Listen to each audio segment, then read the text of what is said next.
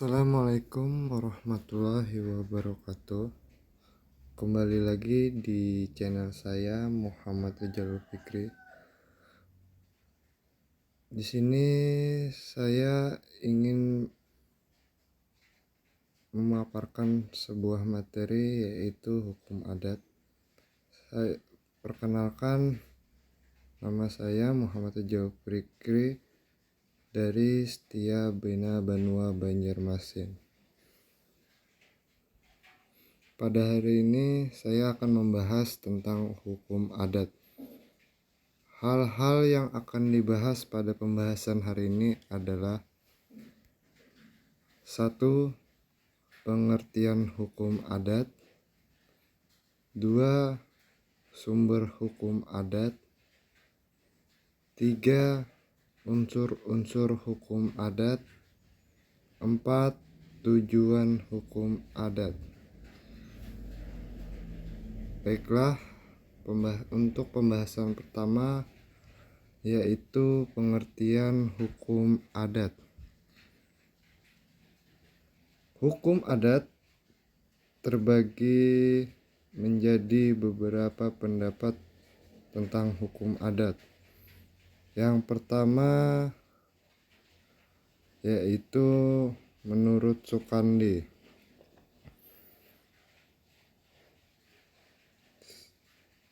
Sistem Hukum Indonesia karya Sukandi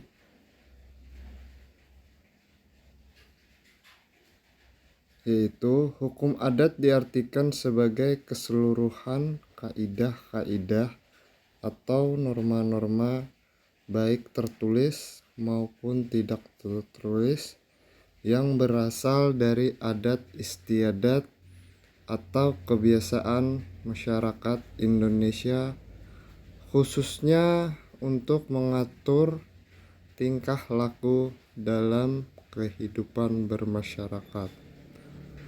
Terhadap yang melanggarnya akan dikenai sanksi.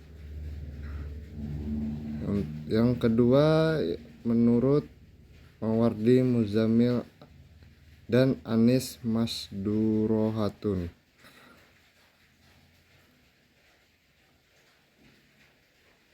yaitu judul buku mereka Sistem Hukum Barat Adat. Menurut mereka,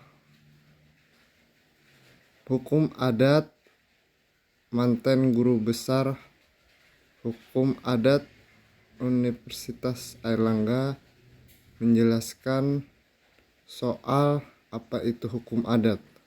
Hukum adat adalah sistem yang telah lama berlaku di Indonesia. Yang ketiga, Muhammad Kusno. Menurut Muhammad Kusno, tidak diketahui pasti awal mula hukum adat yang berlaku di tanah air. Namun, jika dibandingkan dengan hukum barat dan hukum Islam, hukum adat adalah yang tertua secara usianya. Sebelum tahun 1927, hukum adat telah hidup dan berkembang dalam masyarakat Indonesia. Hukum adat dipelajari dan diperhatikan dengan seksama sebagai pelaksanaan politik hukum pemerintah Belanda setelah teori resepsi dikukuhkan dalam pasal 134 ayat 2.1.6. Untuk pembahasan kedua, yaitu sumber hukum adat. Sumber hukum adat dapat dikategorikan lagi ke dalam 3 bentuk, yaitu: 1. Sumber pengenal.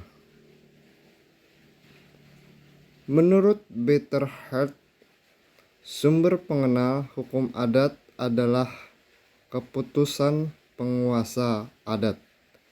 Namun hal itu dibantah oleh Muhammad Kusno. Menurutnya, sumber pengenal hukum adat adalah apa yang benar-benar terlaksana di dalam pergaulan hukum dalam masyarakat yang bersangkutan, baik tingkah laku yang sekali atau berulang kali dilakukan. Yang sumber hukum adat yang kedua yaitu sumber isi. Sumber isi hukum adat adalah kesadaran hukum yang hidup di masyarakat. Dan sumber hukum adat yang ketiga adalah sumber pengikat. Sumber pengikat hukum adat adalah rasa malu yang muncul oleh karena berfungsinya sistem nilai dalam masyarakat adat yang bersangkutan atau karena upaya-upaya lain yang pada akhirnya akan mengenai orang-orang yang bersangkutan apabila tidak mematuhi hukum yang ada. Dengan kata lain, celah kekuatan mengikat hukum adat adalah kesadaran hukum anggota masyarakat yang bersangkutan.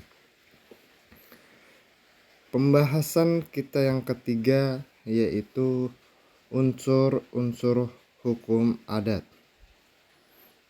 Terdapat dua unsur dari adanya hukum adat, yaitu satu, unsur material.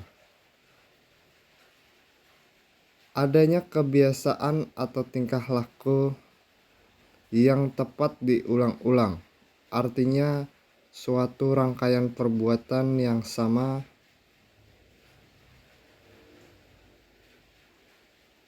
Unsur yang kedua yaitu unsur intelektual. Kebiasaan itu harus dilakukan karena ada keyakinan bahwa hal itu dilakukan secara objektif. Selanjutnya, adapun hukum adat memiliki beberapa sifat, yaitu 1. Kebersamaan, 2. Bersifat religius atau magis, 3. Bersifat konkret atau nyata, 4. Bersifat konstan atau tunai. Baiklah, untuk pembahasan yang keempat yaitu tujuan hukum adat. Sebenarnya tidak ada tujuan terperinci dalam jelas soal tujuan adanya hukum adat yang berlaku di masyarakat. Namun dapat dikatakan hukum adat bertujuan menyelenggarakan kehidupan masyarakat yang agar aman, tentram, dan sejahtera.